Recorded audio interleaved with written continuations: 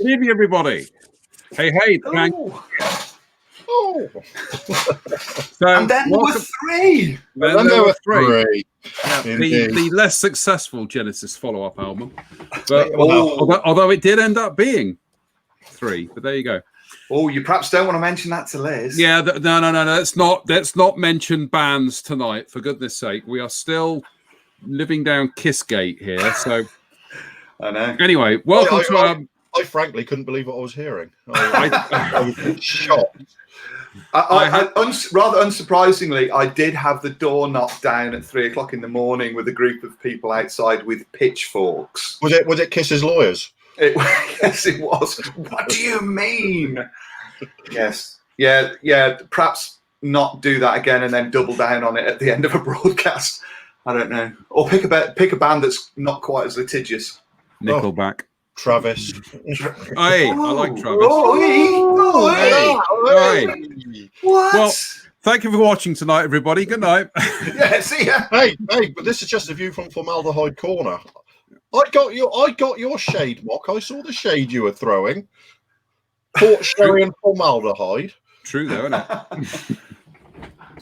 I bought him a bottle. What was that stuff called? Crow's blood, Raven's blood, Viking blood. Mead. Yeah. Viking, yeah. Nice bottle of mead I got you from that shop in Glastonbury where you had your tattoo done, and or next door to it, somewhere like that. Anyway, I bought it. Did he share it? Did he? Hell.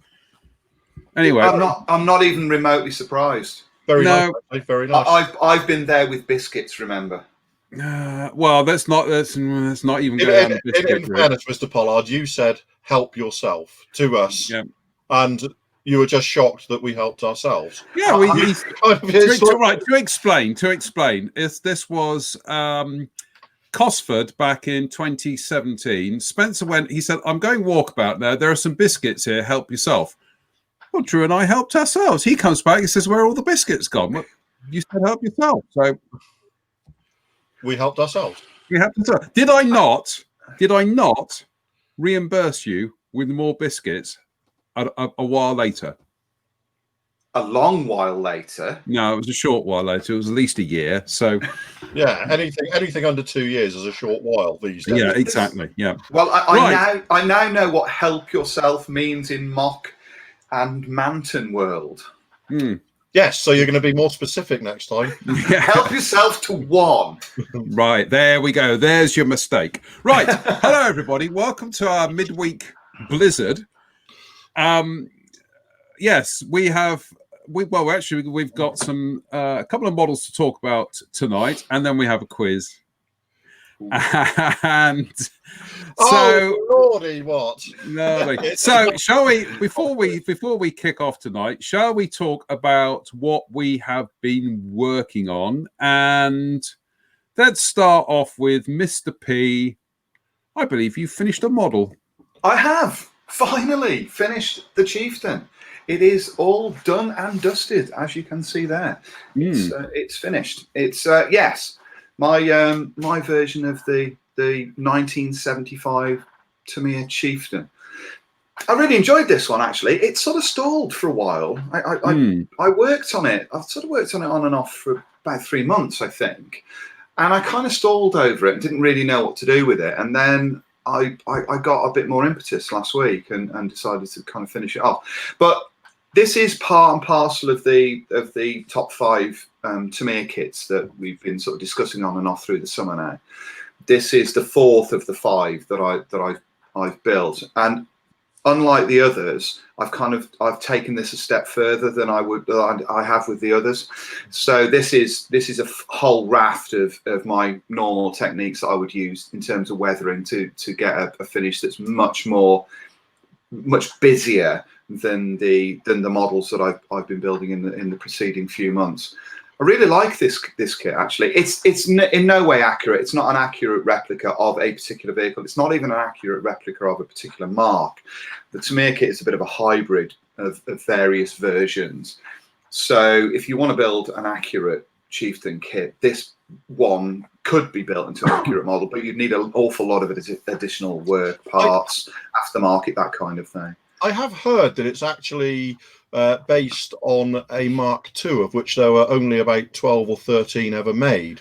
Yeah, and I've heard that it's got Mark V features as I well, think it's definitely got Mark V features, but I think it's largely a Mark II. So I believe I've read, but the Mark II was never a service variant anyway. Yeah, but so if I was going to build an accurate chieftain, which I am planning to do, I'll use one of the Tacom kits because that's much better. But that's not to take anything away from how much fun this thing is to work on. And as with the other kits, they're really cheap, and they've got a lot of they've certainly got a lot of things to recommend them.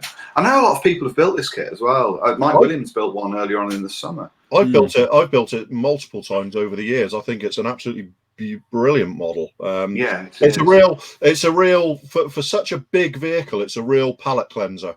It's one that I've built one of those in about a day and a half. It was 25 years ago now when I first built it, but it took me about a day and a half from opening the box to finishing it. It's a real and the thing that always struck me was the way if you keep everything moving, the tracks will actually run on the running gear.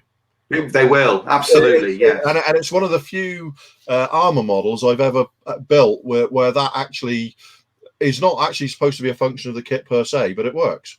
Yeah, it does. And also it is one of those that you can personalize. I've personalized this quite a lot, basing this on various photographs. I was going to say, what was stock and what are the additions? Everything. The additions are so the stowage in the bins. So there's some jerry cans and some additional parts in the stowage bins. The 4 red enemy markers that are on the front and side and back of the turret, and there is a small piece of rod that traverses the glacis plate that holds on a tarpaulin that's hanging off the splash guard on the front of the glacis plate. Other than that, it's exactly as it comes in the kit. And obviously the camo netting you added. And the camouflage netting, that's cool. But and those are the kit figures, aren't they? They are, yeah.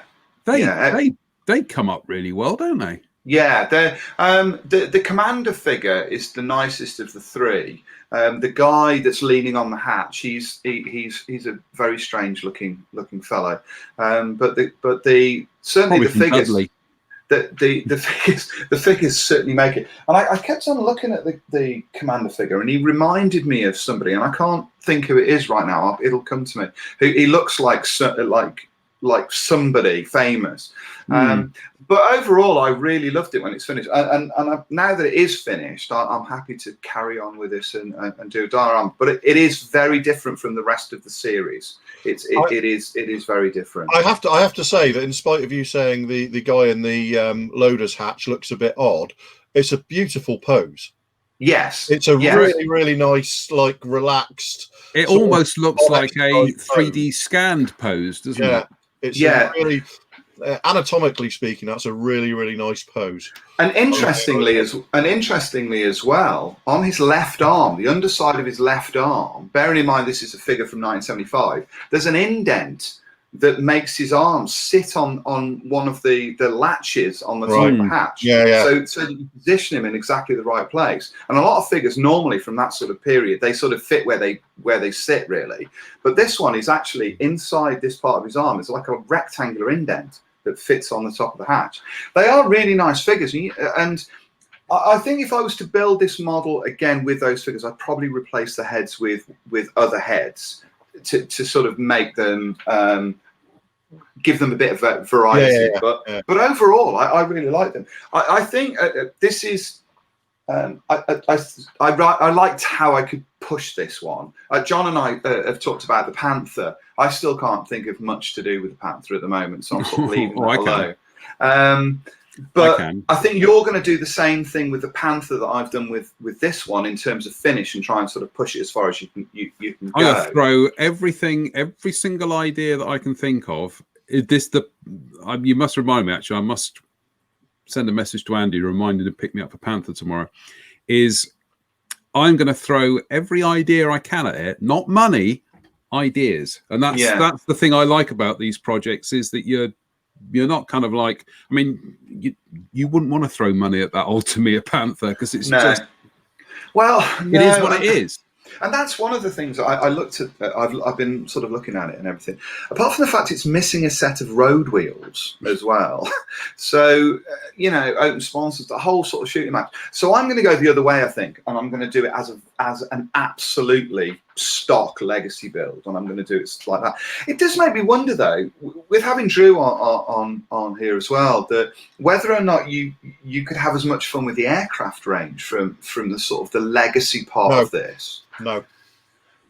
Yeah, no, I don't think. I don't think the legacy aircraft, of which, to be fair with Tamiya, there aren't. If we class Tamiya's aircraft second wave as starting in about 1993 or whatever with the Spitfire and stuff, the stuff before that, with the exception of possibly the Buffalo, doesn't compare to their armor.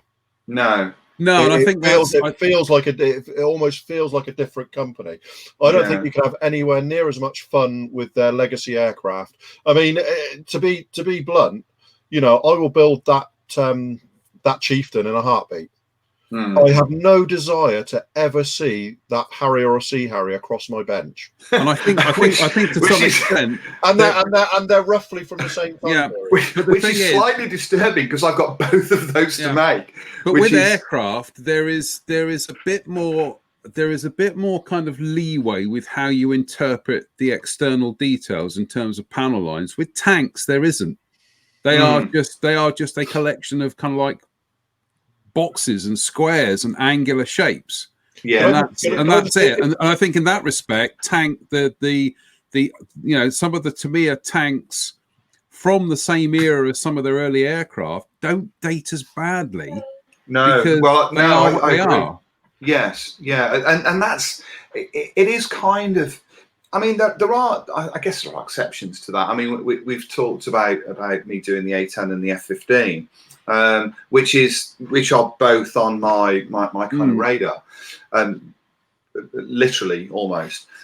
So there are those. I agree with you. The Harriers. I mean, the first Harrier, the GR1, wasn't a fabulous kit, and they obviously used that as the basis for the Sea Harrier, which was not a great kit. It was when it came out, though, because you've probably got the same copy of scale models I have, where they were eulogizing about it. And it was, when you look back within the context of when it was released, it was quite an extraordinary and revolutionary kit in many respects. Did any of you guys ever build any of the Japanese aircraft, the Zero or the Raiden or anything like that? You didn't go for any of those? Because those weren't, the roof was really nice as well. Those weren't half bad, They had recessed panel lines, that kind of thing.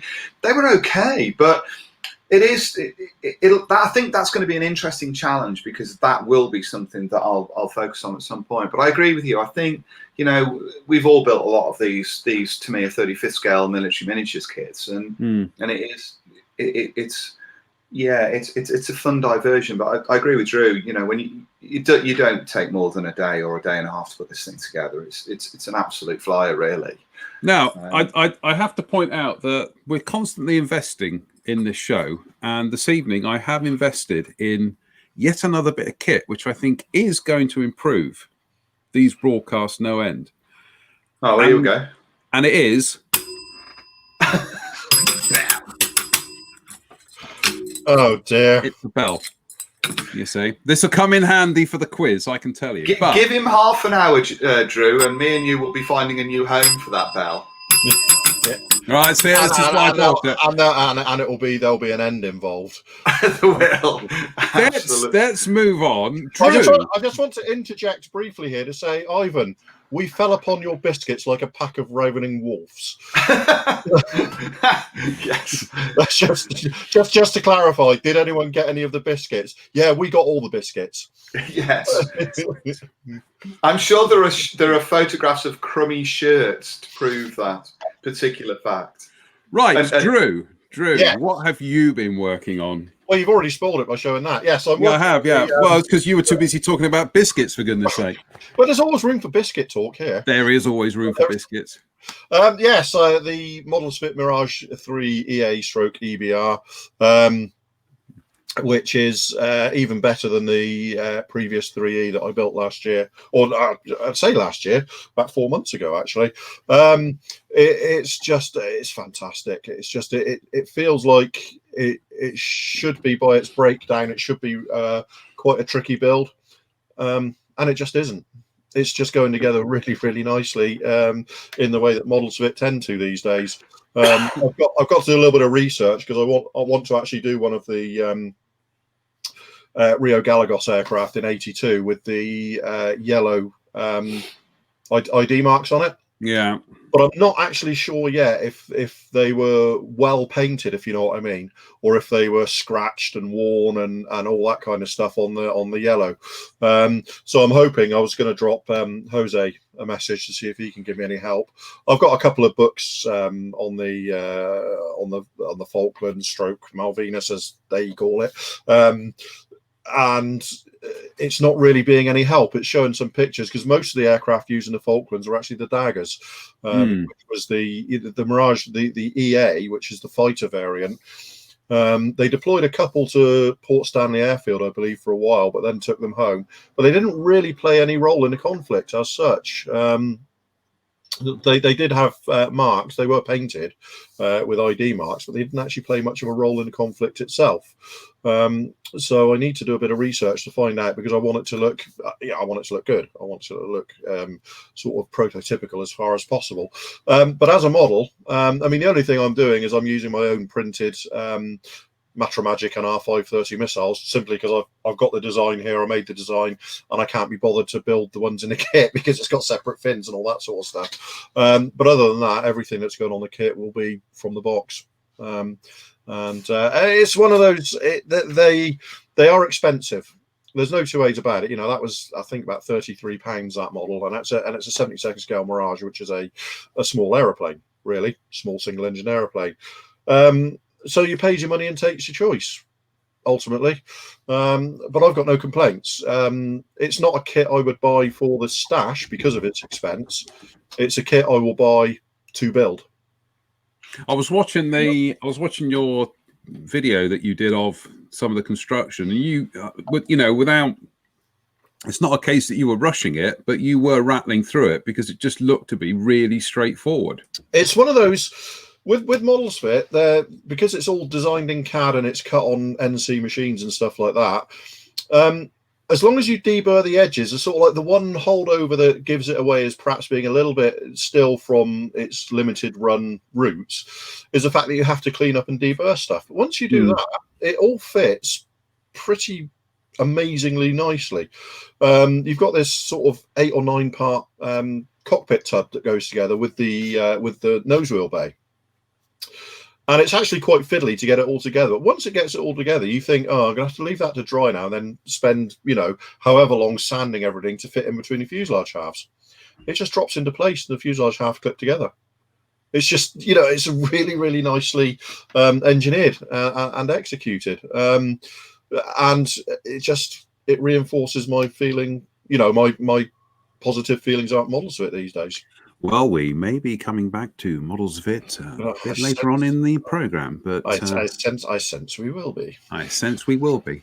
Well, I have pretty much got everything off the sprues for this now. Oh, my Sherman, yeah. Yeah, it's your Sherman. It sends its regards. No, but thank you very much. That's okay. It says it's nice to be built.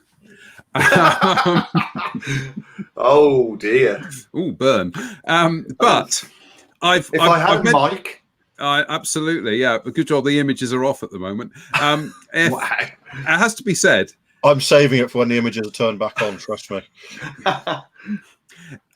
For a £25 kit, this is absolutely kind of like I'm actually staggered. This is £25 in this country. It's just amazing. I've been waxing lyrical about it over on my book page during the week, but to give you an example of the kind of molding details Svesdra put into this, it's not only have they put the casting marks on it, there's even a tiny one on the splash ring on the turret, by the turret. It is there is, yeah. You can, let's just go back there a sec. Yeah, you can see it. Wow. Just there on the top right. It's just it builds quite easily. It's a lot of it is flat pack, but that's purely because of how Zvezda like to do things. But it's no great impediment. And as I say, when you see, I must give it a dusting before I paint it, obviously.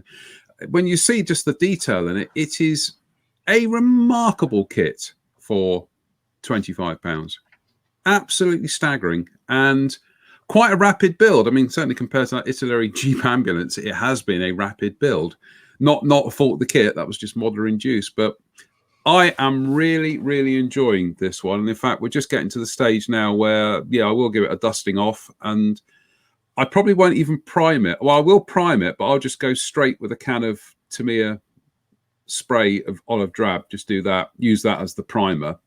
I've got some ideas, because what I've done is I've left all the hatches off, and the idea there is I'm going to try some new things on this. I'm actually going to airbrush a nice, get the olive drab down, airbrush a nice dark grey kind of, nice dark grey colour around the hatches, hairspray it, then put some more olive drab on, then chip it, so that I've got some nice natural chipping going around the hatches. The hatches will be glued shut anyway, because this is going to be curbside. There's no figures. But because the hatches themselves will be relatively unscathed, you're going to get that nice kind of contrast between the two. So, you're kind of putting where the wear is, where the hatches kind of clank up and down, and where guys are getting out and their feet are kind of causing scuffs and things. So it's just trying new ideas. I've not done that before. So, why not? But it really beautiful does look kit. like a night. It looks really lovely, and it's a comparable price, £25. That's a comparable price to Tamiya's M4A3. Yeah, which is the thick end of 25, 30 years old now. So to get a new 35th scale kit of a Sherman, when you compare that to kits that Dragon have produced of that vehicle, which are in the £50 to £60. Well, I say like the Tasker ones. I mean, even the recent Royfield model Firefly, I think I paid £43 for that. So they're just such. Zvezda are such good value. They are good value. Yeah, that's certainly something I would consider. My sort of mind has been turning to sort of, don't tell Andy, but my mind has been sort of turning to sort of non-ancient kits. I even took a look at the Archer today and the Achilles. I know you've built. I think you built the Archer. Didn't you? Built the Archer. Yeah. Described yourself as a passenger on the project, because it went together that easily. But I've kind of been looking at that. But this Sherman does look really, really nice. I tell you what, the one thing that is different with this, and this is going to might sound a bit odd, but I've enjoyed building the Sherman. On Saturday, I was sat here. It was dark outside, afternoon, football on the radio. Just classic Saturday afternoon in October in the workshop, and I was loving building the Sherman tank, and I still am. It's a really enjoyable project. What it doesn't have that kind of, for want of a better phrase, emotional attachment you have with vintage kits, especially vintage kits that you've seen in a catalogue for decades and that you finally get round to building. That's an odd thing, isn't it? Because I think the three of us, I would sense from talking to you, and I've spoken to you a lot, both of you a lot over the years, I would sense that we have a different approach to this. I know Drew likes kind of the new kits that come out, sort of to add to the collection, those kind of things. You're sort of like, you sit in between two stools, because obviously you're designing decals for the new kits and all of that sort of stuff. Where my mind has very much turned a lot towards the older kits. And I don't know whether that's a psychological thing. I think it might be a bit of especially in the times that we live in, it's almost like it's a comfort blanket. That I found that what I'm doing is I'm almost psychologically taking myself back to a time where we didn't have to deal with all of these kind of things. I think for me, it's that I want the best starting point for a project of mine, because I'm not. I'm interested in the history of the models from an intellectual point of view, but not necessarily in recreating my 12-year-old experience. If you know, well, you see that, but you see that's the thing for me is a lot of this building vintage stuff is I am going back and I am. And I think that's just it's a nostalgia trip. Whereas I will, over the last, I've got I've got a closet, using an Americanism, closet cupboard. There you go. I've got a cupboard full of Fujimi 72nd scale Tomcats, some of which I've successfully offloaded. Wink. Thank you. But I'm just now with once I got hold of the fine molds ones, I wasn't really interested in the Fujimi ones anymore. They're just taking up space now. Then I got the GWH one, and I wasn't really interested in the fine molds one anymore. And now I've got a half a dozen of the Academy Tomcat, which is just basically the best 72nd scale Tomcat. Full stop. End of story. Discussion over. I'm not really interested in any of the others because if I start a project, I want to start from the best base I can to get the result I want. Which tends to be Jamie Hago's attitude yes, to all of this. He's spoken about it a lot over the years, hasn't he? That he very much has to have the best kit as his starting point because he wants to build the best replica. I use that intentionally, the best replica he can. So that makes me wonder whether I'm actually building it at the moment because I have gone down the route of building the best models I can. So it's not like it's an either or with me. But at the moment, whether I'm building true to life replicas or I'm building the best models I can. And I think there's a difference. Absolutely, there absolutely is. It's two completely different. I mean, as Jerry says there, like he builds vintage stuff to try and see if he can complete the model I had in my head when I was a kid. And I utterly get that. But I at the same point, the model I had in my head as a kid was the best model I could build, not the best model from that kit, if you see what I'm saying. Yeah. So therefore, as the technology progresses, I mean, models of it are about to release a Mirage 3B twin seater, and I could get the 1986 Matchbox kit and build that as a nostalgia. Yes. There's just no way. If I could pick up the Matchbox kit for £5 or pay £35 to the Models of it kit. Here's my 35 quid. I think it's very important to differentiate between those two schools of thought, isn't it? In the same way that you would have an artist who could sketch a photorealistic face, you could look at that and go, "That's an incredible piece of work." Or you could look at the same face done by another artist that's done in a much more broad, almost impressionistic way. And yet the two things are comparable in terms of a finished result. I mean, it's equally important to say none of those opinions or angles are wrong. Yes, absolutely. Just what you like. It's just what you like to do. I've loved watching, you and John build 45-year-old kits. And get really, and get fantastic results from them. But I'm not interested in doing that myself. No, and I absolutely understand that. I genuinely do. It's you can't. We all approach it in a different way, don't we? Absolutely. Which is why when stuff like that turns up, it's brand new. I want to. I haven't started yet. And I've had it here for a few weeks, but I've got other stuff on the go. But that to me, that generated the same excitement in me as like picking up that Chieftain did for you. Yes, absolutely. And the odd thing about it is, though, it's sort of like, and it could be just phases, like phases of the moon, but it could be just a phase.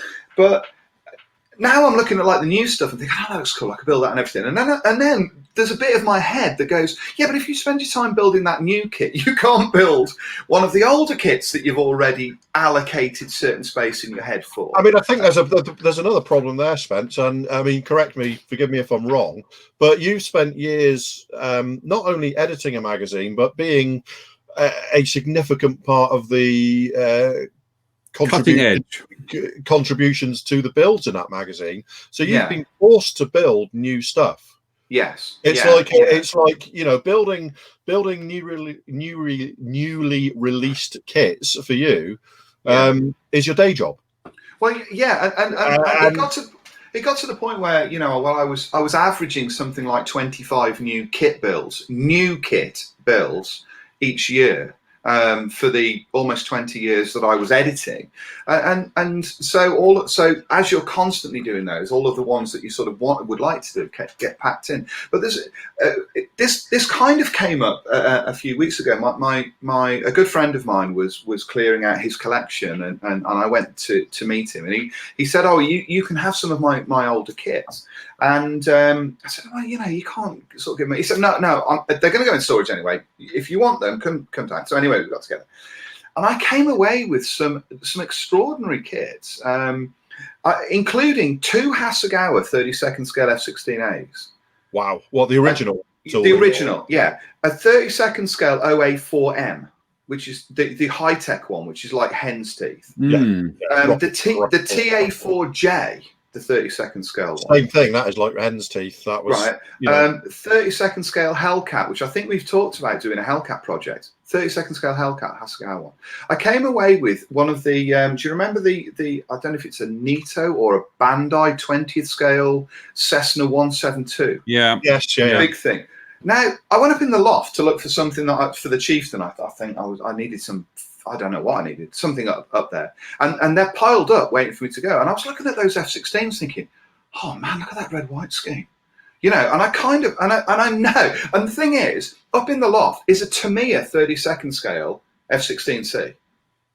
And I'm looking at that going, I really want to build that F-16C. And then I kind of turn around and there's 2 far worse kits that I think, actually, can I make those look better? Then it's an odd. It really is an odd thing at the moment. I don't quite know where my head's at with the whole thing. But it's I don't know. But those F-16As. So incidentally, while we're talking about those F-16As, I might be knocking on the doors of 2 of my friends to see whether or not it's possible to do some marking masks. Especially. I mean, certainly in 32nd scale, nearly all those markings are going to be perfectly. The only thing you might struggle a little bit with is if you're doing one with the flags. I might not actually, because I think it's one of the FSD aircraft, isn't it? It's got the full size F-16 nose. Yes, that's many other prototype features. It hasn't got the original skinny YF-16 nose, has it? Yeah, I'm also maybe thinking of doing one of the Norwegian ones in the overall pale grey colour scheme with the power brake on it. You say that, now that's why I would love to get hold of one of the 1980s Eschi F-16s, because they did a NATO boxing of it, and it's not a state-of-the-art F-16 kit by any means, but it's just one of those kits that it always seemed to be kind of around, but I never managed to get hold of one. Yeah, and it's I think what ultimately boils down to, and we're kind of veering into kind of Mock's first rule here, which is your workbench, your rules. But it to some extent it does boil down to that is whatever it is that gives you that pleasure when you're sat at the workbench cutting and gluing things.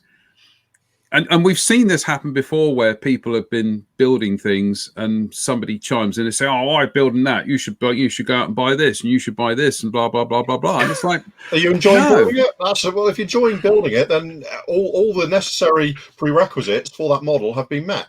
Exactly. The other thing, though, is that all 3 of us, I think one thing that does connect us all is that the real objects, the real aircraft from our formative years, does tend to form a fundamental part of our kit choices. I think because we're not always going for the brand new aircraft that are coming out. We are my sort of mine would be, if I was to pick an era, it would be 75 to 85. And it doesn't actually matter what it is, whether it's armor or aircraft or whatever, because that's when I came into sort of my interest in those things. So maybe it's just a sort of I'm combining two things, really. I'm combining my love of old kits and my love of the subjects from back then. I think a good part of it is I can remember going into like my local Woolworths, who were stocking Revell kits at the time, and it's the original box art for the F15 and F16 from Revell. I don't know if you remember them. I do, because I know John's got one of the F16s, but the F15 as well, which showed all these photographs of it with a complete bomb load on an F15 and all that sort of stuff, telling you it's got the new raked wingtips and all this kind of stuff. But I just remember, and so if I see that box art now, it carries me back 40 years. Yes, it takes me straight back 40 years. Yes, it does. To being an 8 or 9 year old kid stood in Woolworths, looking at this box, looking at the price, and realizing it was basically 5 weeks worth of pocket money. Yeah, and your plans just flew out of the window. And my plans just flew out the window, and so it was back to building another Matchbox Sabre. I remember that I had this. It was the same thing with me. I remember when the Matchbox F16 AB came out in 1979. Honestly, I can't remember what I had for tea yesterday, and I can remember when a plastic kit came out. And I remember Scale Models reviewed it in the very first Scale Models that I bought, which was December of '79. And in that issue, they reviewed the model, built it as a two-seater, but the reviewer displayed it with all of the weapons that came with the kit in an arrowhead in front of the model. Yes, yeah.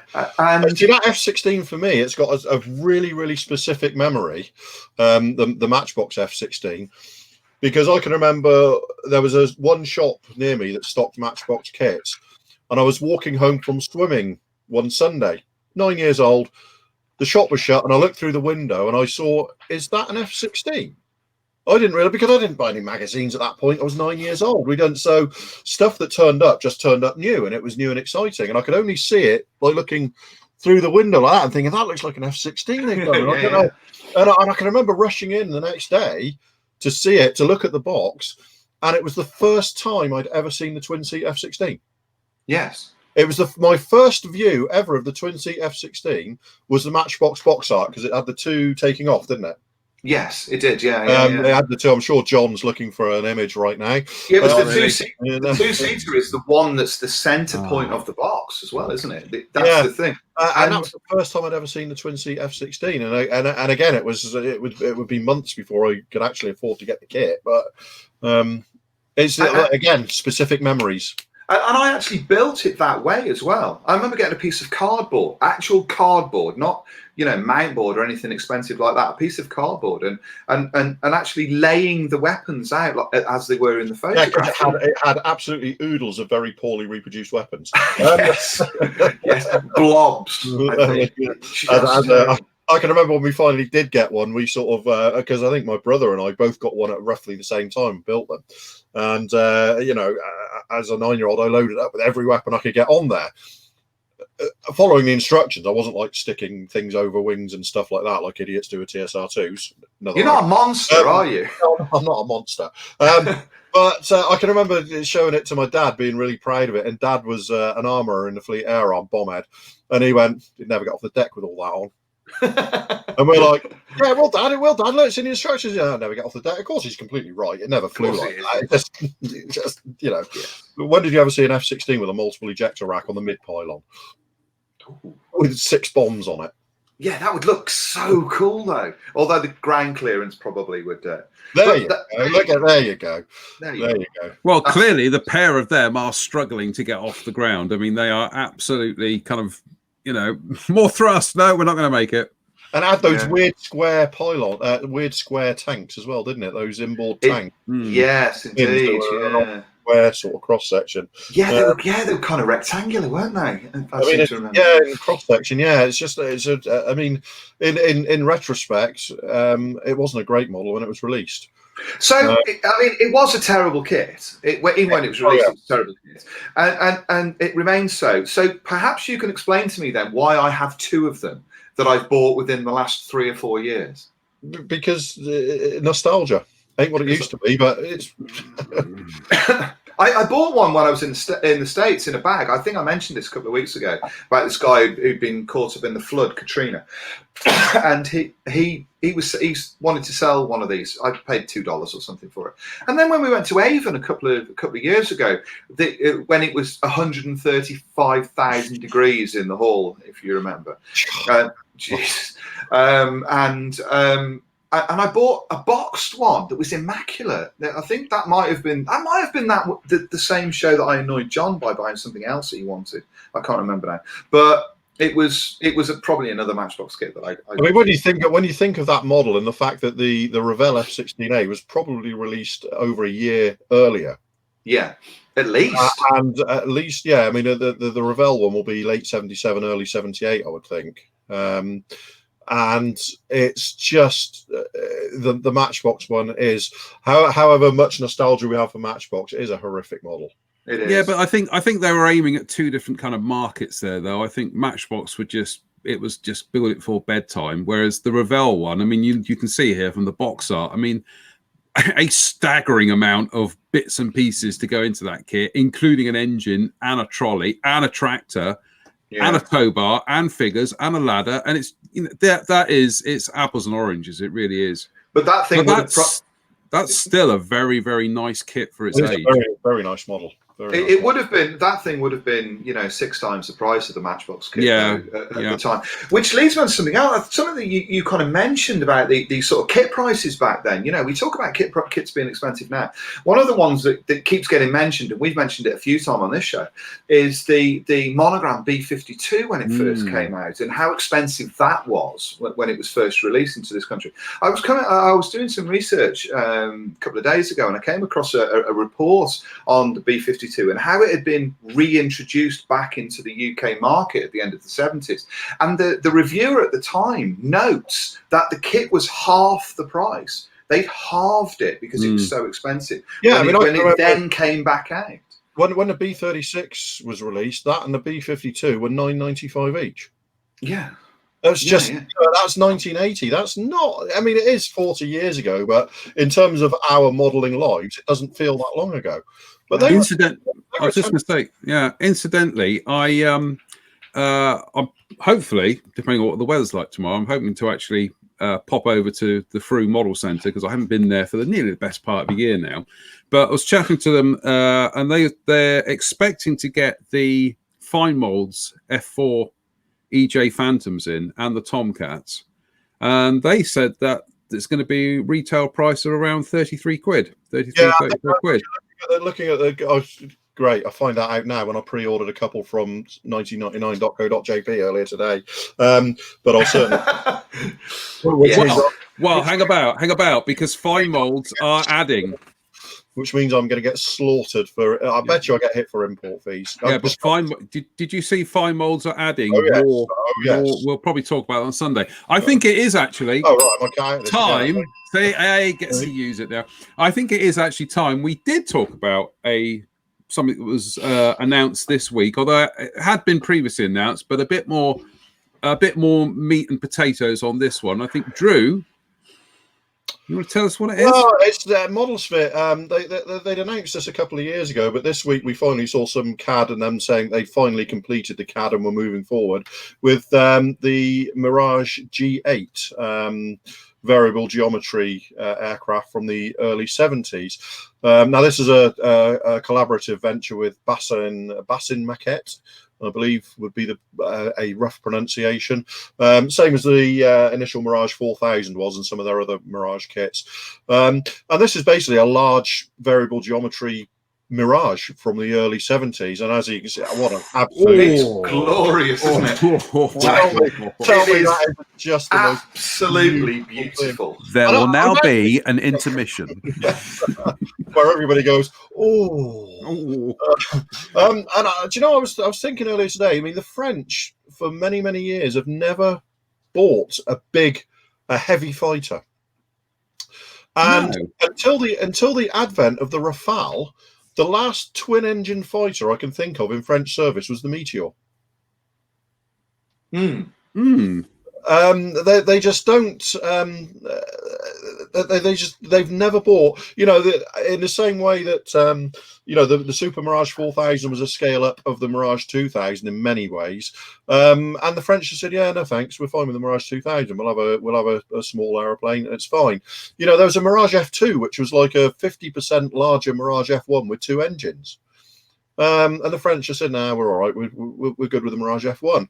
And so Dassault kept popping these big fighters out, and the French Air Force kept saying, "No, fine, we're all right." So you've got all these glorious designs that never actually saw the light of day. And I think the Mirage G8 is well up there as one of the prettiest post-war fast jets. And I think it serves to prove that Dassault have never really made an ugly aeroplane, have they? Certainly not within the Mirage family. They've all been beautiful to look at. Once they got into the jet era and left sort of like the blocks and stuff behind, it was blocks, wasn't it? That became Dassault. Marcel Bloch, yeah. His code name was Dassault. Yeah, it was. So all those hideous propeller-driven aircraft, and then he went on to jets, and he basically, I mean, even the Oregon is a beautiful aeroplane. It is, absolutely. This just look at the proportions of it. It's just absolutely perfectly proportioned, isn't it? I do think the single-seater loses something around the front end because it's got more of a needle nose and it loses some of the proportions. Rob Monfey's saying shed and Ivan's saying hideous, and this is why this is why we don't trust these sorts of people. At the risk of stepping into Kissgate once more, it's everything the TSR2 isn't. Yes, I'd agree with that. Yeah, whereas the TSR2 is a flying brickyard, this thing is just beautiful, isn't it? It's just sleek and this is a tornado that went to beauty school. Yeah, and I think the edges sanded off it. John said to me earlier, it's like the Mirage's pretty sister. I think it's basically every variable geometry aircraft ever's pretty sister. Yes, I agree. With the possible exception of the Tomcat, but it's such a beautiful design, and it was obviously Vought were sort of teamed with Dassault later on. And we also ought to point out that it's not a small aeroplane; it's a big jet. No, I actually just looked at the dimensions. It's 61 feet long, so it's within a couple of feet of an Eagle. Right, so it is length. And wingspan swept forward was 50 feet. So it's a big chunky aeroplane. Yeah, I mean, we don't want to sort of delve too far into the what if arena, but can you imagine that thing in Mirage 2000D colours? Wraparound camouflage and carrying weapons. It would have looked amazing. But look! I mean, both of those pictures of both of those aircraft there, the single and the twin-seater, the overall wing swept forward and back, it just looks right. It does, absolutely. It's so balanced. Absolutely balanced. Absolutely balanced perfectly. That single-seater looks remarkably like a flogger from above. That's what I was when I saw that. I thought when I saw the CAD today, I thought, is this going to be a bit like they did the analog 144? I thought, is this some kind of hitherto unknown MiG variant? And then I saw his Mantonist drooling over it, and I thought, oh no, it's a Mirage. So. Drool Mountain. There we go. On tonight. Yeah. Drool Mountain. Come on, let's have it. Come on. I have to say, I think the single seater is really pretty. Yeah. I'm with Drew on this. I think the twin seat's got the better proportions. Yeah. But no, I will certainly stand by for a full build series because I want both of them. I want the single and the twin seater, but definitely. I mean, look at that picture there. That underbelly is basically Mirage F1. Yes, it's got exactly the same shapes as a Mirage F1 on the underbelly, from sort of like the air intakes backwards. That large flattened area curving into the intakes and stuff. It's identical, just grown until it splits off for the twin exhausts. It's also got a touch of the Jaguars as well with that undercarriage. It's got that kind of Yeah, sort of claws. I think. I mean, funnily enough, I mean the Jaguar was a Breguet design, so I don't think there will have been any sort of cross pollination in that kind of design, unless the undercarriage is entirely separate and was done by Messier Doughty or something like that, and they just kind of farmed the basic design out to other people. Yeah. But like I say, the Jaguar was a Breguet design initially, which is why Dassault Breguet, as they became, were never really interested in pushing it over the Mirage F1 because it wasn't their aeroplane. Interesting to look at this. Obviously, this was a demonstrator, a proof of concept aircraft. Interesting to speculate how weapons would have been carried on this thing had it entered service. I mean, I think you would probably have had a couple of swinging pylons on the wings for tanks and stuff. And that is, I mean, if John goes back to the underview, there's probably quite a lot of space there for. I mean, you can get a lot between those undercarriage doors. You can, yeah. Dassault were never shy about putting pylons on the fuselage of aircraft like the Mirage. You know, even I was looking at an article on the Swiss Mirage 3Ss last night, and I'd quite forgotten that carried a pair of Falcons at the wing trailing edge on the fuselage. There were a pair of large Falcon missiles it carried there, which I'd completely forgotten about till I saw this article. And so, Dassault would have found plenty of space for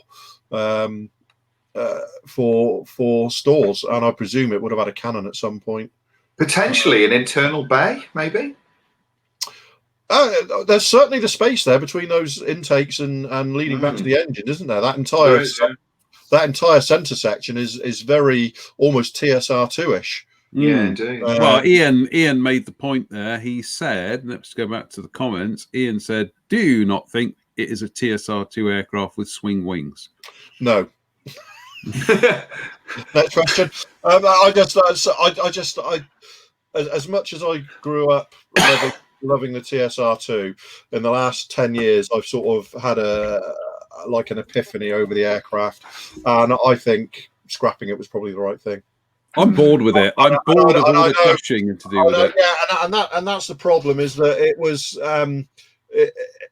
was a hobbled together project from various manufacturers who were forced to collaborate on it and never really wanted to. Vickers and all these people, they were forced to collaborate. They never really wanted to, and the result was a spectacular aircraft, but one that I think would have been far more limited than people give it credit for.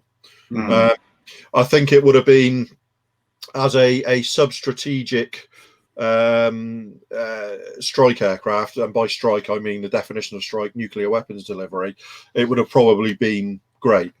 Outside of that, the TSR2 brought absolutely nothing to the equation that, one, the F111 didn't bring once they'd ironed that out, and two, the Tornado didn't bring only 15 years later.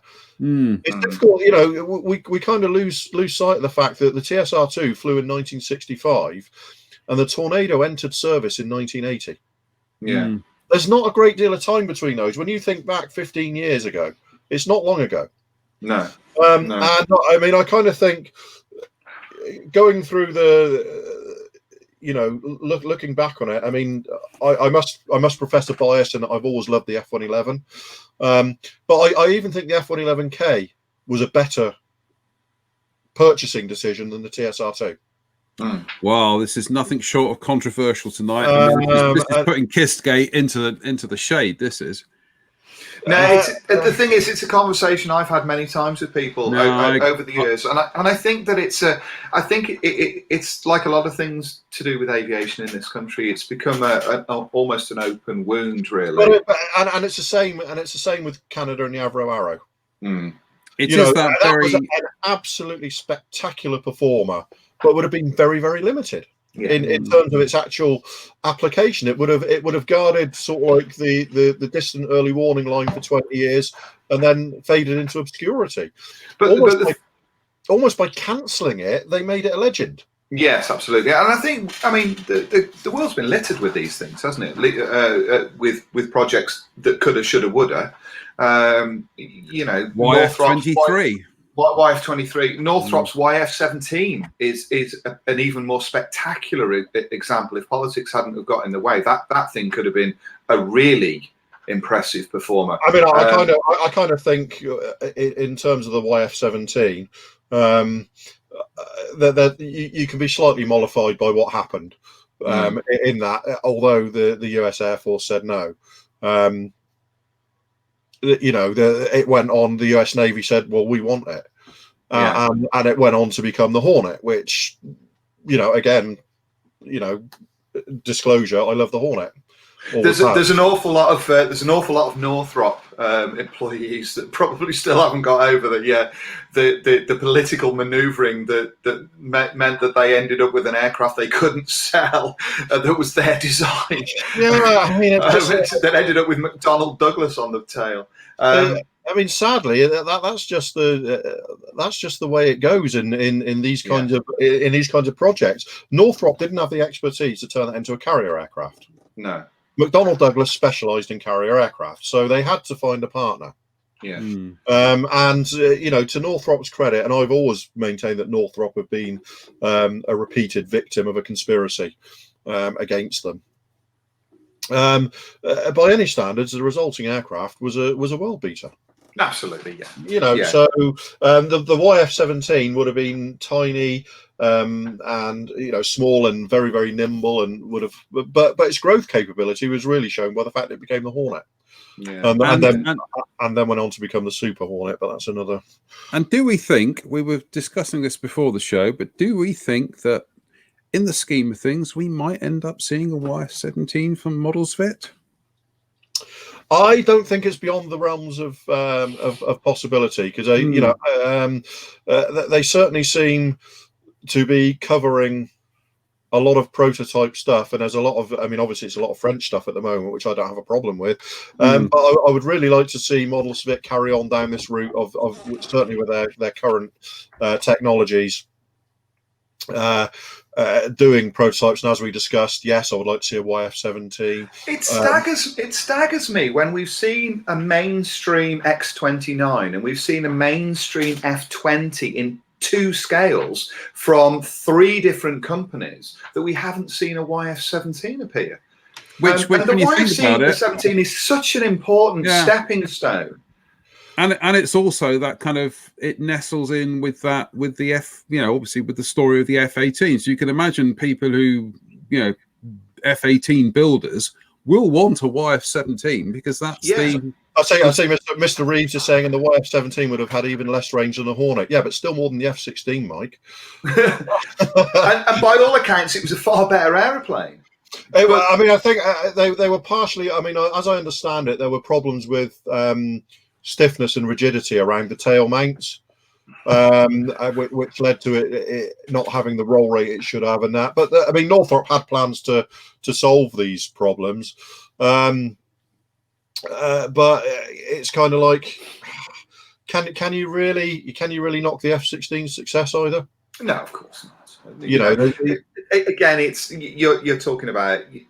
We're talking about sort of milestone releases, but I'm sure that we could get together next week and say, right, 5 aircraft that haven't been kitted that you think should have been, and we'd come up with some really interesting subjects, even if we only stuck to 72nd scale, and we didn't pick anything that had entered service. We could probably each come up with 5 different aircraft. I'll tell you what, would everyone like to see a Tempest 2 kit? I would like to see a Centaurus engine Tempest 2, yes. Right, I'll tell you what we'll do is, on the next time we do this, we will do our short list. We'll do our lists, and then we'll whittle it down to a short list. We will be harsh and say, yeah, that's good, but that doesn't make the short list. So we'll do that for another show. I think there's an issue there, and I'm thinking there's stuff that has been kitted, but was kitted 50 or 60 years ago that could really do with revisiting. Yeah. Well, on that note, we'll keep that for another show. We've just hit 8:30, which gives us another half hour for our next segment. But before we go on to the next segment, Who'd like some cake? Yes, please. Well, tonight's cake is made by my friend Mia, and that's the birthday cake for her son Gabe. Happy birthday, Gabe. Doesn't that look delicious? And I'm hoping to have a slice. I just felt an artery actually hardening up as I looked at that. That does look rather delicious, doesn't it? There's a lot going on top of that, isn't there? There certainly does look like somebody's raided a sweet shop, and yeah, I know those. I bet those little sugar crystal things are fizzy as well. Ooh. Which reminds me, I've also got to say thank you to Matt Whiting of Hornby, who, when he was on holiday in the Lake Districts, did buy me some rather nice little kind of millionaire shortbread things. I still haven't eaten them because I'm saving them for when I go out for walking. I just need that extra. Oh, I thought you were saving them. I thought you were saving them for the Festival of Modelling weekend when I'm visiting. We'll probably all be back in lockdown then. So you know, hush your filthy mouth. No, it's I ain't sharing them. Where's Spencer gone? He's vanished. I don't know. He's disappeared. I don't know what's happened there. We'll send him the thing and get him back on, unless his broadband's gone down. He just seemed to vanish. Did he run out before the quiz? Has he? No, that was bizarre. Yeah, he's probably gone out to get some references so he can cheat. Not that we're saying he's going to cheat, but let me just invite him back in because the only reason he won the last quiz was cheating. Oh no! That's a. We'll have less of that. Thank you very much. Less of that. Well, we appear to have lost Mr. Pollard for a few minutes. Oh, his device is not connected. He's coming back. There we go. He's back again. Oh, hello. I think my internet, my broadband went down. All right. Well, you just missed the most incredible. I mean, well, we just couldn't repeat it, could we, Drew? What that marvelous bit of insight that we had was life-changing, but oh well, you missed it. You can only say that sort of thing once. You can't. You can only really kind of say that thing once, actually. Well, Spencer, you missed that. We were just saying, have a slice of cake. Ooh. Yeah, exactly. That's the general reaction. Ooh. Yeah, the general. Well, that was my friend Mia. That's the cake she's made for her son Gabe's birthday. So happy birthday, Gabe. That's a fabulous birthday cake. I'm not sure though. At 53, I should be approaching a cake that has that many sweets on it. I think I've just put on weight looking at the photograph of that cake. It does look fabulous, though, doesn't it? It does look fabulous. Right, it's time for.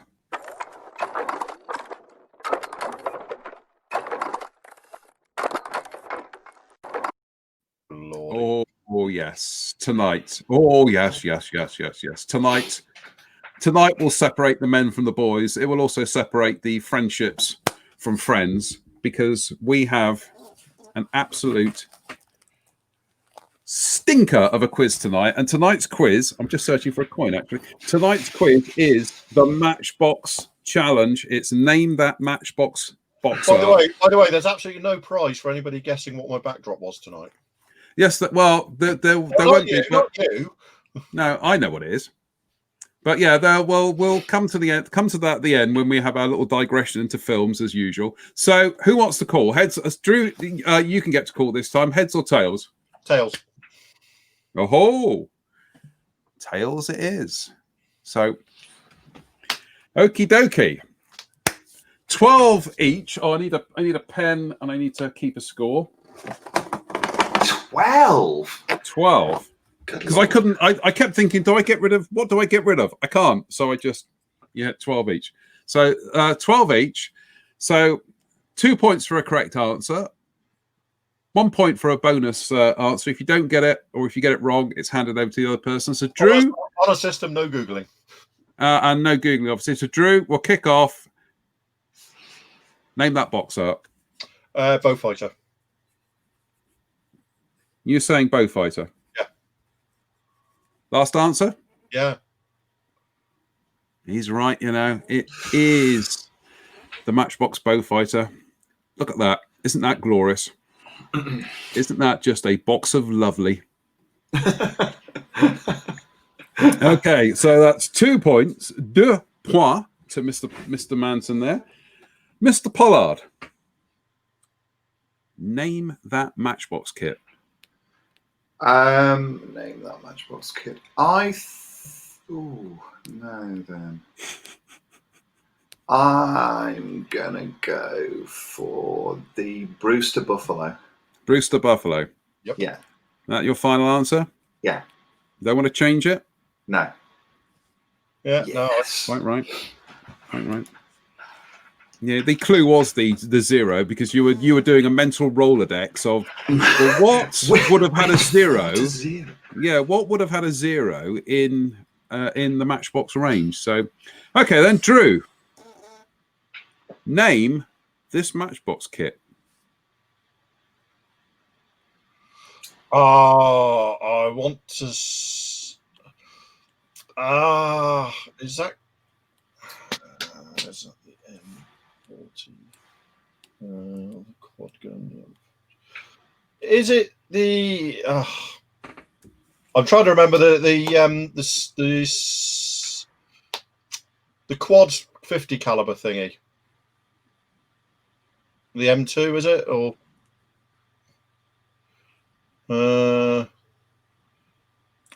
I'm trying to bear with me. Just a vague description of it would probably get you the points. Yeah, the half track with the quad 50 calibers. Final answer. Yeah, because I don't think my knowledge of the armor ones isn't great. So, okay, Spencer, for a bonus point.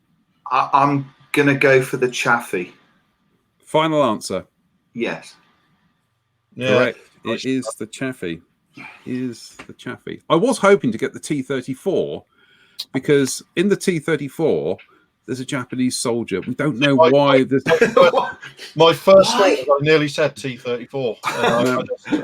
Whoever did, well, I think it was Roy Huxley did the T-34, but for some reason there's a Japanese soldier with the helmet and the rifle and the bayonet in the middle of Moscow. We don't know why. We don't know why. Right, Mr. P. Name that box art. That is the A7 Corsair. Final answer? Absolutely. Yeah, of course it is. God. One of the most iconic Matchbox box arts of all time. Okay, you got to claw some points back now, Drew. So doubtful he's getting all the easy ones. Drew, name that box art.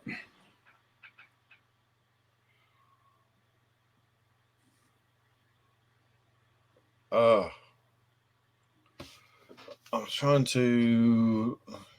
No.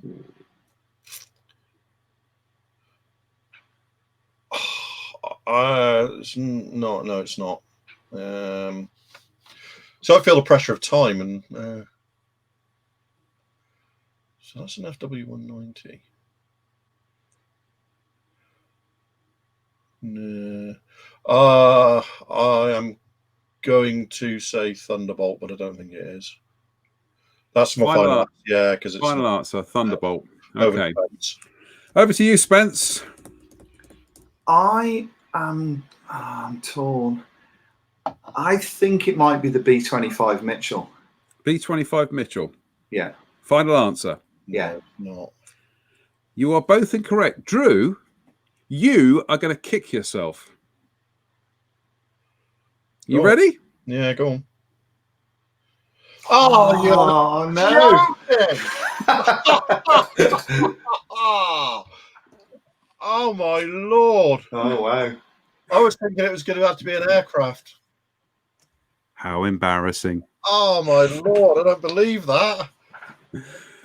Okay. Mr. Pollard, name that box art. Name that box art. I'm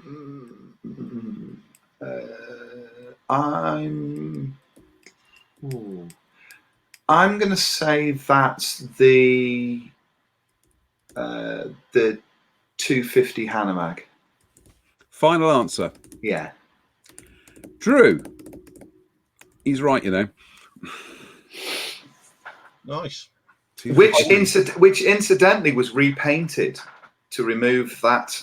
Yeah, I've We could do a whole thing of that, of just the background and everything. I have to say, I did build the Revell reboxing of this, but I ended up painting it grey because I wanted to use the diorama base, because the diorama base is got that in a million years. I would never have got that because I didn't pay any attention to the armor one. So, well, I'm going to get you two boning up on box art for the next couple of months now. Okay, so now Drew,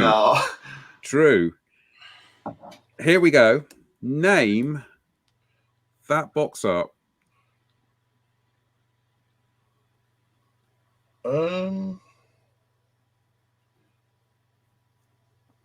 Good Lord. I'm going to say the Zero. Final answer. Yeah. Hand it over to you, Spencer. This is more difficult than the Airfix one, isn't it? It's much more difficult. The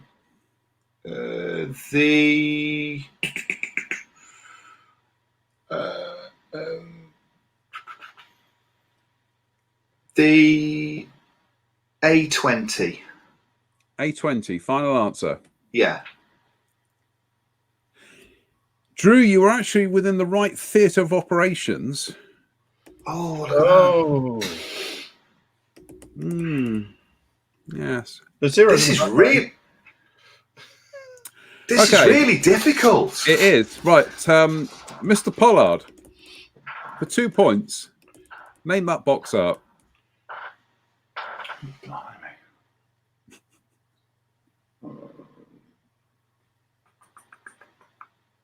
Name that box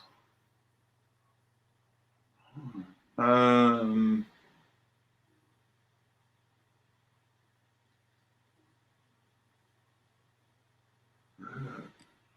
I've just turned off. Yeah, go on.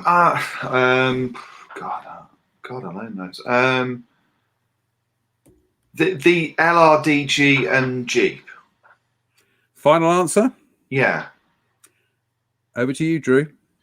I was going to say I've got a vague memory of like a Rommel kind of set. Right. No, I don't. No. It's not Crusader, is it? Final answer. Yeah. Look how small that bit is at the back. It's a classic as well. It's a classic. Okay. Well, this is proving to be tricky. So, Drew, for 2 points, name that box art.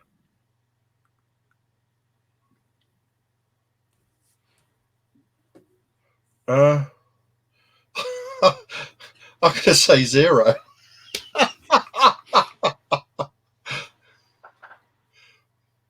You're going to say Zero? Yeah. Final answer? Yeah. Spencer, name that box art. That's the Hellcat. Final answer? Yeah, it is. Yeah, no, that's it. Yeah, it's that Hellcat. Yeah. Do you know what? I'm pretty convinced that's the same aeroplane that features on that Airfix Buccaneer artwork. Possibly correct. Yeah. You know the one I mean? The infamous one with the table tennis match going on with the Zeros being shot down. We'll bring that up in a second because people may not be aware of what it is. So okay then. So it is now Spencer. Name that box art.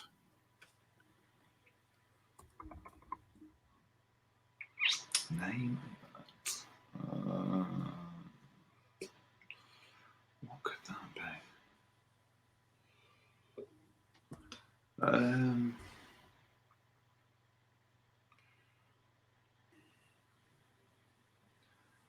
What could that be?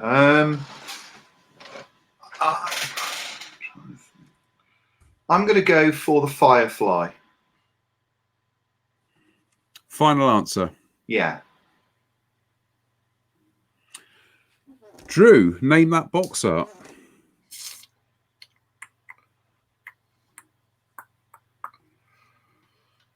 Yes. They never did a Churchill, did they?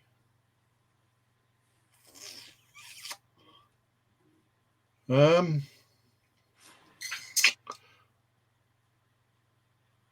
it the priest? Priest. You're saying priest? Yeah.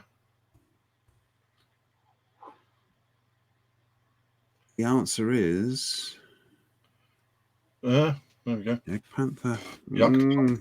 Yak Panther. Okay, Drew, for 2 points. Name that box art. Oh, that's a hurricane. Final answer? Yeah. Is the right answer. It's a classic. What a brilliant piece of artwork. Absolutely, yeah. Points back on the board again there. So. All right, thank you. No, I'm just, I'm just helping you along here. Mr. Pollard.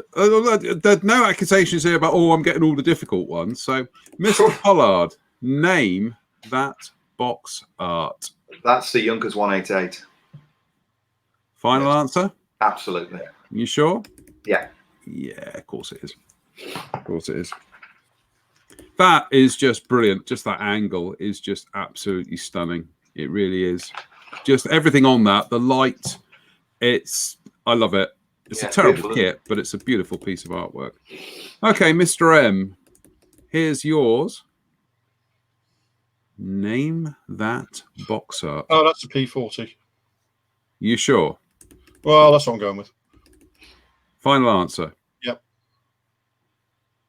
Is the right answer. Is the right answer. So, Mr. Pollard, here is yours. Name that box art. Oh, my. Oh, come on, Spence. You have to get this one. Oh, my. Oh, my. I'm going to be embarrassed to take the points if Spence don't get this. Come on, Spence, you got this. I'm cheering the opposition here. I genuinely.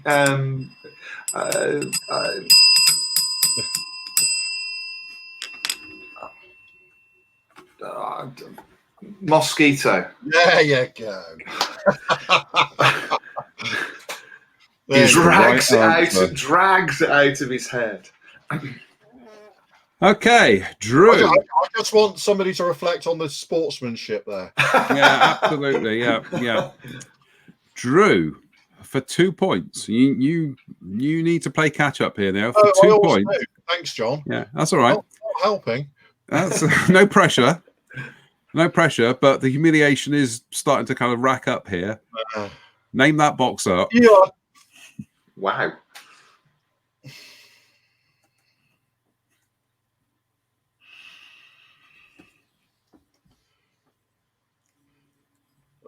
Buccaneer. Final answer. Yeah. Spencer, name that box art.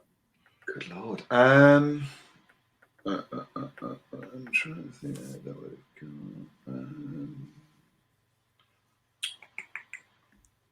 Jaguar. Final answer. Yeah. You are both going to kick yourselves. It's Phantom, isn't it? Oh, no! No! The artwork! The one! Oh, no. Oh, God. We're going to be thrown out of the guild of box art Your enthusiasts. Cabal membership is currently under review here. There's people commenting, but I have actually... Are you as ashamed as I am, Spence?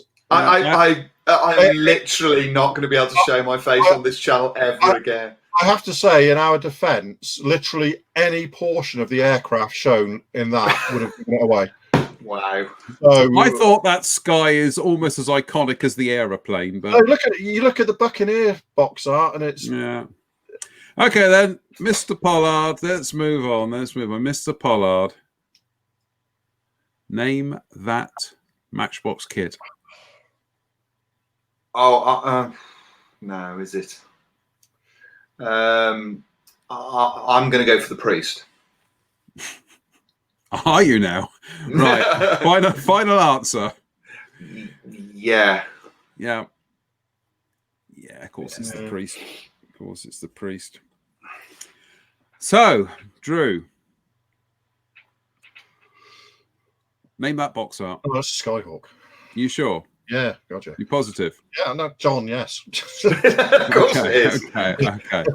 Okay. 2 points there. Right. Okie dokie. Mr. Pollard. Name that box art. Name that kit. No, then. Oh, now then.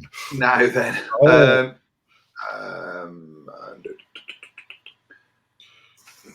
Spitfire Mark 9. Yeah. Yeah, Spitfire Mark 9. Your final answer? Yeah. Final answer? Yeah. Yeah. Top tip, Drew. Don't give him any clues. No, I know. It's just you went. Yeah. The problem is keeping it. It's like it's resisting just blurting it out. It's really difficult sometimes. It's hard, yeah. Right. All right, Drew. See if you can claw back some points here. Oh. Name that kit.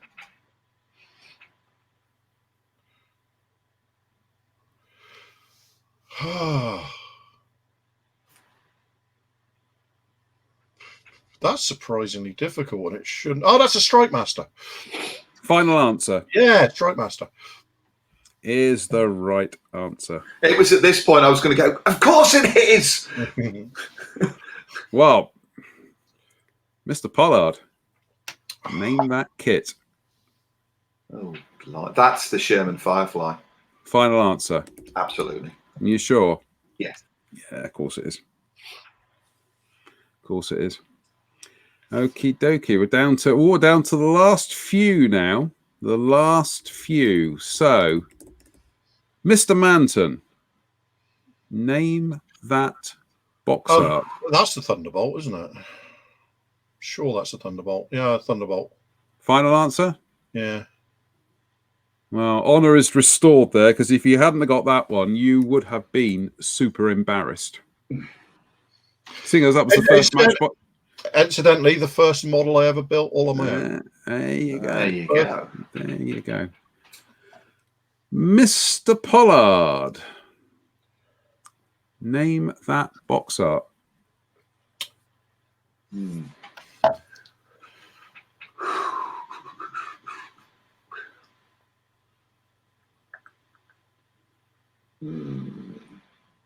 B25 Mitchell. Final answer. Yeah. Drew, for a bonus point. A20 Havoc. Final answer. Yeah. That would have been my other one. Rob was right. If you shouted zero enough, you would have got it. I think we'll both take that. Yeah. Take the okay, then. Drew. Yes. Name that Matchbox kit. Oh, that's the Tempest. You sure? Yeah. It's the right answer. It's the 6 Squadron Tempests over Nicosia. Yep. Is that right? Am I right? Let's have a look. Yeah, you're right. Nicosia, Cyprus. Nicosia. Yeah. Okay, then. 2 points there. And so the final one, Mr. Pollard. Name that Matchbox kit.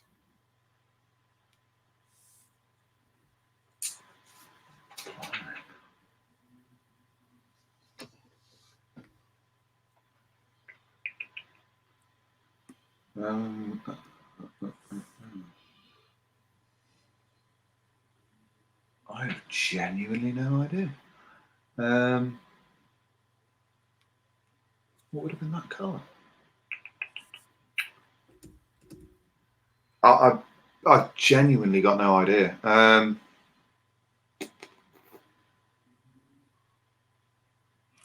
Messerschmitt 109. Messerschmitt 109. Yeah. Drew, for a bonus point, name that kit. Lordy.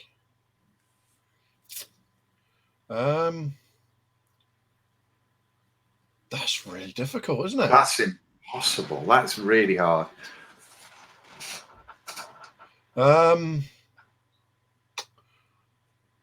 Good grief.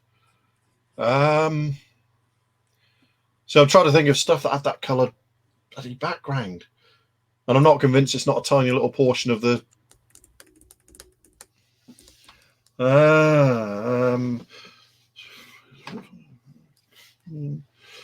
you know what? I'm going to pass. I'm not even going to.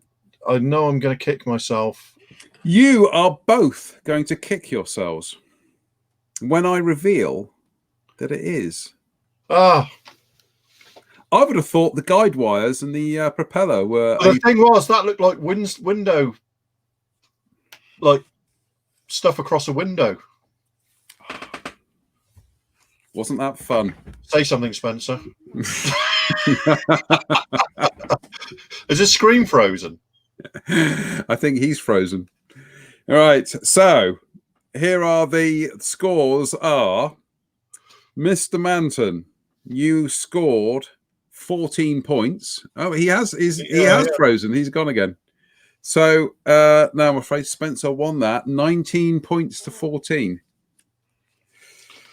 Oh, should we just relive the embarrassment again, shall we? And that's just honestly. Yeah, all right. Yeah, I know. Good kit though. So, right, let's turn the comments back on because I didn't realize that you could all read the comments while it was playing. So, comments are Ian says, John, that's evil. Yep. See, Rob says, say zero often enough. You'll get there in the end. I only said it twice. Yeah. Yes, actually, Chris Marston, he says Churchill. I don't know whether that's a town in Wales or it's that's straight from the valleys, that one. Yeah, but I've been there. Nice cup of tea there, cafe in Gwynwala. When Spencer said Churchill, I thought, no, Matchbox haven't done a Churchill. And then I remembered, of course they have. They did the bridge there. They did the Avra. So right. JM should host Who Wants to Be a Millionaire. Yeah, I should actually. I damn well should. I damn well should. I damn well should. See, there's some good ones here. See, Chris Marston says T34. I think Sawfish. Right. But for those of you who have never seen, right, we'll go back to that, the Hellcat there, for which there is a close-up of that. I don't think that's a Zero. I think that's probably a Nakajima Kate. Yeah, it's a Kate, isn't it? It's a Kate, yeah. For those of you who have never seen the US Airfix Buccaneer artwork, which can best be described as some kind of 1960s trippy pre-final countdown prescient look into the future, there it is. I don't know what is going on there because we have these Buccaneers putting on an air display whilst two chaps are playing table tennis on the deck, whilst in the background, what appears to be a Mitsubishi Zero is going down in flames. Or it's aiming for the deck. Or it's aiming for the deck. I pass. I have absolutely no idea what is going on. That Buccaneers taking a few hits. However, it did lead to the immortal one of the Wing of the Walrus with the fist fight. The only thing missing on that, yes, I will. Let me just see if I can find that at the moment. Let me see if I can call while we're waiting for Spencer to turn up. Because everybody always thinks it was you that did that, but you didn't, did you? No, it wasn't. Let me just call up Walrus. Oh, no, wrong one. We will find Walrus in a second. US Airfix they did all their own box arts for the American market. And I think it's fair to say that US Airfix were a little bit imaginative, I think is the kindest way of putting things. I think that's exceptionally generous of you. Their box arts were very bizarre. He's back again. Right, let's call him back in again.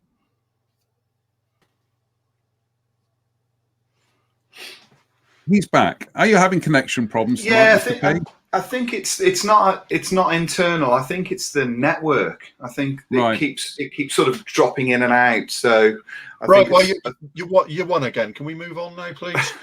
You did win. You won 19 points to 14. 19 points to 14. But we were just talking about that flaming zero on the Matchbox Hellcat artwork and how reminiscent it is of what could best be described as, well, we don't know. I mean, I wouldn't hazard to guess what was going through somebody's mind there. I think an awful lot of drugs.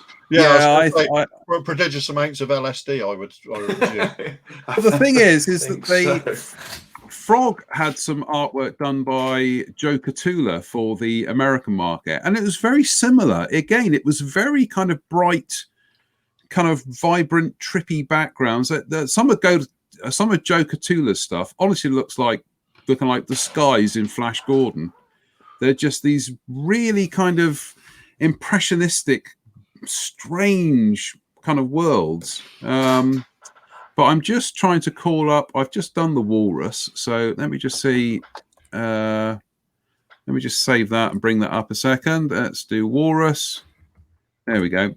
The Walrus is pretty awesome.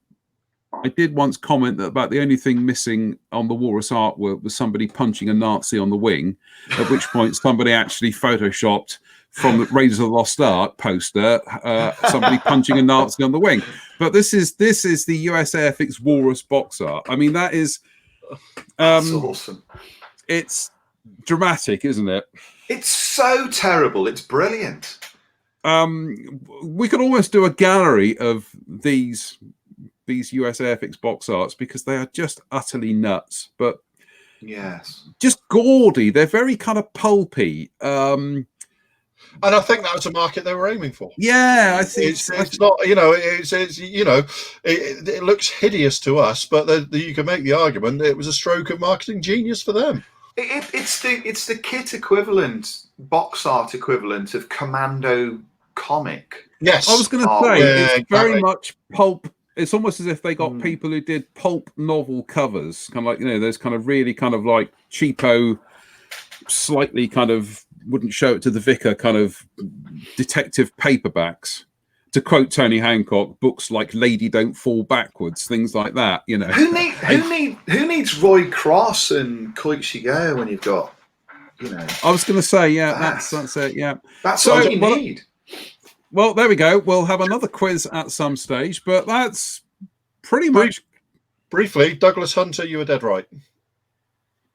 What did Douglas Hunter say? Silent running. Silent running. Yes, it's silent running. Yep. Christopher says because LSOs always face the wrong way when under attack from zeros. He's got a point there, actually. He does have a point. Right. That's pretty much it now. We just crossed the threshold of 9 o'clock. Any other business, gentlemen? Any other business? I think we've covered plenty tonight, haven't we? It's been very enjoyable. As ever, 90 minutes disappears like that. Shall we just talk about Drew's background? What an awesome film Silent Running is. If people haven't seen Silent Running, go and see Silent Running. It was ecologically aware 50 years before it became a thing.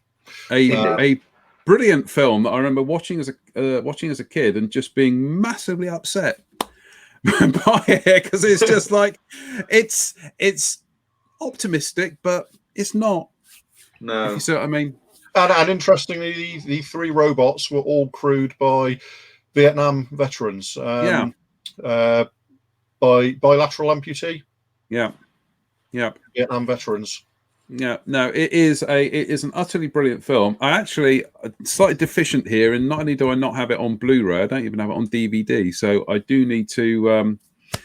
I've got 2001 and 2010 on various formats, but I haven't got either of those. But I've got Silent Running on Blu-ray. But what I do have is the 4K. Are we getting sick of that now, Spence? Yeah. I have the 4K special collector's edition 40th anniversary Blu-ray box set of Flash Gordon. Do you know what the only problem with that set is? You haven't got a 4K. It's Flash Gordon. I haven't got a. Hey, I haven't seen that. Talk about upset people. I haven't got a 4K player, so I'm in the market for getting Did he just say that? He did. You're on thin ice, my pedigree chum. You're on thin ice. Is it not just a bit rubbish? That's the beauty. That's the beauty of it. It is a vintage kit of a film. Not up to today's standards, but that's missing the point. But it wasn't up to 1980 standards, but that's that was true. Missing the point. I think watched it. I think I have watched it a couple of times, and each time thought it was just not very good. Well, joining me and Drew next week on the show will be Gene Simmons, Brian May. Well, I tell you what, whatever you think about the film, soundtrack is great, actually. Yes, absolutely, it's great. And Martin Bauer was the one of the model makers on there. So Martin Bauer and Bill Pearson were both worked on it. Indeed. So anything that's got either of those two people working on it can't be all bad. And a lovely, quietly understated actor called Brian Blessed. You don't hear much of him these days. No. He keeps a very low profile. Yes. Right. On that note, I think that's it for this week. Just the usual safety notices. Just everybody, be sensible, be safe. Be like us. Not literally, but you know what I mean. We're all. Nobody wants to be like us, literally. Not literally, but we're all masked up and hand washy, and just play it safe, please. And just remember that when somebody says "help yourself," it doesn't mean eat everything in sight. Just remember, people, if you're going to say "help yourself," judge the audience. Read the room. Read the room. Indeed. I mean, he's complaining, but it's not like he hadn't got us before. No, that is absolutely true. I was sufficiently ill prepared.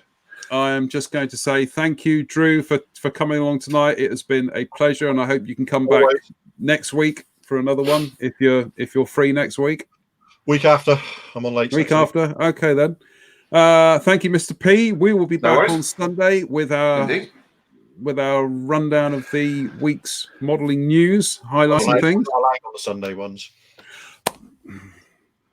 There's no. Don't make me use this. Really, this is technically a group effort. I didn't realise that. That everybody had to be specifically invited. As long as you don't mess about and come on and be silly. Look, if Spencer wants to have a break and you want to do a Sunday, we can do a Sunday. Why can't we do it 3 people on Sunday? Yes, of course. Oh look! Oh, look at his face! Look, he's just. Can we manage 3 people on a Sunday? He's like, don't like change. Are you asking your producer now? I don't like change. It's let's try that. Let's try that cafe on the other side of the road. I